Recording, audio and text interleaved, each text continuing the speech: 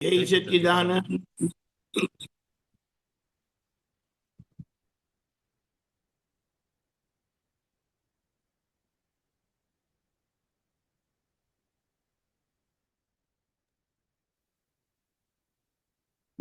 અડકા લાગ્યા ને દાજ્યા જગ મોહો સ્થાનમાં, અક્કારા જીવતર થયા પારકી પંચાતમાં. જગત સંગ્રહ સ્થાને પોતાની ભૂલો જ દંડે, ખોટા કામમાં થકી આવે કાગળિયા.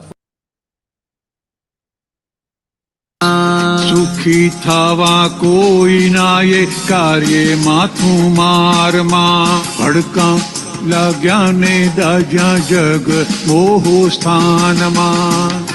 કરણોના ભારા છતાં સમાધિ નિજ સ્થાનમાં, નિરંતર ભય વિશ્વે પાર કાનમાં. પરમ લક્ષ્ય વૃત્તિ સ્થાપક દાદા કેવળ જ્ઞાનમાં, ભડકા લાગ્યા ને દાજ્યા જગ મોહો સ્થાનમાં. જગ મોહે દાજો ત્યારે ખોડજો કાયમની શાંતિ, ઉપકારી સમજવાના પ્રતિકૂળ સંયોગને. અમરાને થાશે તૃપ્તિ સત્સંગે કાંતમાં, અમરાને થાશે તૃપ્તિ સત્સંગે કાંતમાં, સત્સંગે કાંતમાં. જય સચ્ચિદાનંદ. અક્રમ વિજ્ઞાન આપણને જે મળ્યું છે, એમને 3 ભૂમિકા ખુલ્લી કરી છે. એક બહારનો ભાગ, પ્રકૃતિનો ભાગ, જે આગળના અજ્ઞાનનું પરિણામ છે. એટલે એ આગળના અજ્ઞાનના પરિણામમાં પોઝિટિવ ને નેગેટિવ બંને હોવાનું. એટલે અમુક પ્રકારની સાત્વિકતા પણ જોવા મળશે ને અમુક પ્રકારની ભૂલો પણ જોવા મળશે. અક્રમ વિજ્ઞાન મળવાથી મોટા ભાગનો જે કર્મનો જથ્થો હતો ભ્રાંતિનો, તે ભસ્મીભૂત થયો અને જે જામી ગયેલા કર્મ હતા, એટલે કે જે કર્મ ફળ આપવા માટે તૈયાર થયેલા કહેવાય, એમાં કોઈ ફેરફાર થાય નહીં. એ ભાગ છે. બીજો ભાગ જે કૃપાથી છૂટો પડ્યો, અંતરાત્મા દશાનો. અને ત્રીજો ભાગ જે મૂળ સ્વરૂપે પરમાત્મા પ્રકાશ છે, દાદા ભગવાન મૂળ, એટલે કે એને મૂળ પુરુષ કહેવાય, જે જીવ માત્રમાં રહેલા છે. બહારનો બહાર અજ્ઞાન છે, એટલે અજ્ઞાનનું પરિણામ છે. એ આગળના કર્મના પરિણામે, એટલે કે પ્રારબ્ધ પરિણામે એ ખાલી થયા કરે છે. જેટલો ભાગ પોઝિટિવ છે તે ફાઇન, નો પ્રોબ્લેમ. પણ નેગેટિવ છે તે છે નેગેટિવ. એ વ્યવહાર કમ્પ્લીટ ના કહેવાય, એ વ્યવહાર નોર્મલ ના કહેવાય. આજે આ પદમાં બધું આવેલું છે તે એ વ્યવહારનો ખુલાસો કર્યો છે દાદાએ, અને કવિરાજે આ પદમાં મૂકી દીધું છે. આપણને દાદા પાસે જે બધી સમજણ પડી, એના પરથી આપણને સમજાયું કે મન વચન કાયાનો વ્યવહાર આવો હોવો જોઈએ, આવો હોવો જોઈએ. કોઈને કિંચિત માત્ર દુઃખ ના હો. આ જગતની કોઈ વિનાશી ચીજ મને ખપતી નથી.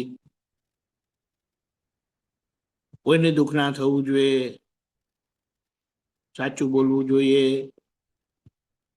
ચોરી નહીં કરવી જોઈએ, બધું ભેગું નહીં કરવું જોઈએ, અને મન વચન કાયાનું બ્રહ્મચર્ય જોઈએ, જે આપણી પ્રકૃતિ નિર્વેદ હોવી જોઈએ.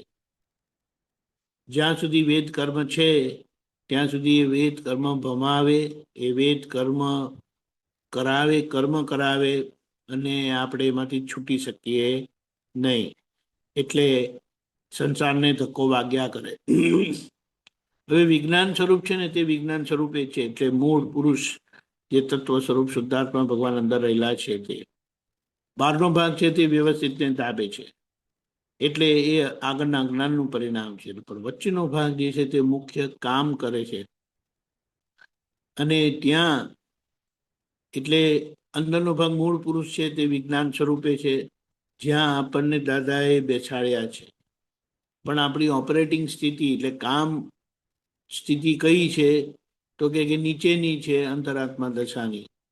એટલે એ અંતરાત્મા દશાએ બેસીને આપણે આ જ્ઞાનના માપથી, થર્મોમીટરથી, 9 કલમ, કોઈને કિંજલમાં દુઃખ ના હો, 5 મહાવ્રત, પછી જે બધા ખાવાના પીવાના બધા જે પ્રમાણ આપ્યા છે તે, અને દ્રષ્ટિના ભાગમાં એટલે કે પુરુષાર્થના ભાગમાં 5 આજ્ઞા, કે આ ઉકલતા વ્યવહારને એ ઠાળે પાડે, ઉકલતા વ્યવહારનો સંભાવે નિકાલ થાય. અને વિજ્ઞાન સ્વરૂપ જ્યારે કશું ના બહાર હોય ને ત્યારે વિજ્ઞાન સ્વરૂપ કામ કરે. કામ કરે એટલે કે એક્ટિવ થાય. ત્યારે હવે બહારના જગતના લોકો પાસે પુરુષાર્થ નથી, જગતના લોકો પાસે ભાવ પુરુષાર્થ છે, દાદાએ જ ખુલ્લો કર્યો છે. એટલે જ્યાં જ્યાં ભૂલ થાય ત્યાં પોતે પોતાના ભાવ ફેરવે, અને એ ભાવ ફેરવેલા એને શુભ કર્મ કહેવાય, પુણ્ય કર્મ કહેવાય. અને એનાથી એ પુણ્ય ભેગી કરે છે, અને જ્યારે એ પુણ્યનો સારો એવો સ્ટોક થઈ જાય ત્યારે એમને જ્ઞાની પુરુષ મળે અને એ મુક્ત થાય. એટલે આપણી ભૂમિકા જે છે પુરુષાર્થની, એટલે આજ્ઞા એ ધર્મ અને આજ્ઞા એ તપ, આજ્ઞા એ ધર્મની ભૂમિકા છે, તે પુરુષાર્થની ભૂમિકા છે.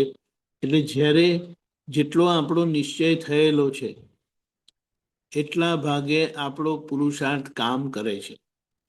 જેટલા ભાગે નિશ્ચય થયો નથી કે નિશ્ચય કાચો પડે છે ને આગળનો અજ્ઞાનનું પરિણામ આપણને હલાવી જાય છે, એટલે ઉપયોગ રહેતો નથી, ઉપયોગ ચૂકી જવાય છે. કારણ કે આજે મનવાણી કાયની એકતા બી નથી, એટલે પૂરું પરિણામ આવતું પણ નથી.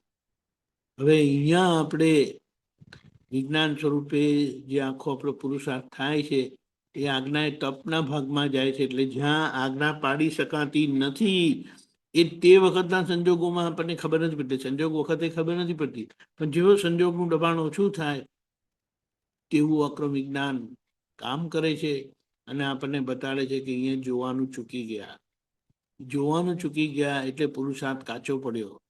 એ પુરુષાર્થને જે પાકો કરીએ છે અને આપણી પુરુષાર્થની ભૂલ સમજાય છે, અને એ પુરુષાર્થની ભૂલને આપણે કરેક્ટ કરીએ છીએ, એ બહુ મોટું પરાક્રમ છે.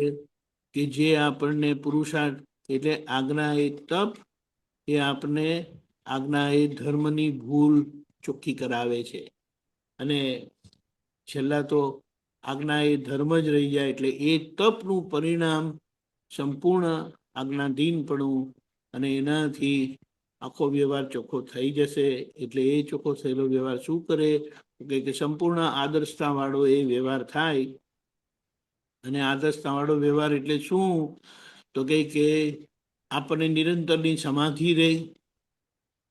કેવળ એને કે ને આપણું લક્ષ્ય પછી શું રહે તો કે વૃત્તિ કેવળ આત્મામાં જ રહે. પછી શું કે સતત પોતાના દોષો દેખાય, કાયમની શાંતિ માટે આપણો પુરુષાર્થ રહે, પ્રકૃતિ સહજ થતી જાય, અને બધા જ સંજોગોમાં તૃપ્તિ આવતી જાય, એટલે કે સમાધાન રહે. અને એ આપણું એકાંત શય્યાસન ખુલ્લું કરે, જ્યાં બે નથી એક જ છે. અને એ આપણી છેલ્લી યાત્રા રહેશે કે જ્યારે કેવળ જ્ઞાન ખુલ્લું થશે, પ્રભુના દર્શન થશે, અને જય સચ્ચિદાનંદ આપણી મુક્તિ.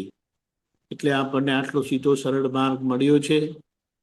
સમજણ નહીં પડે તો એની સ્પષ્ટતા કરવા માટે મહાત્માઓ છે, આપતપુત્રો છે, અને એ સમજણ પાકી કરીને આપણે પુરુષાર્થમાં લાગી જવાનું છે.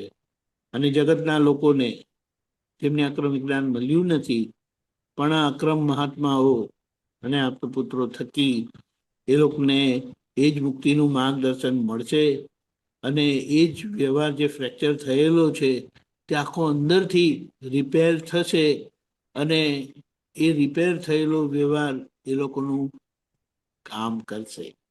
એ ભાવના સાથે જય સચ્ચિદાનંદ. આજથી હવે આગળના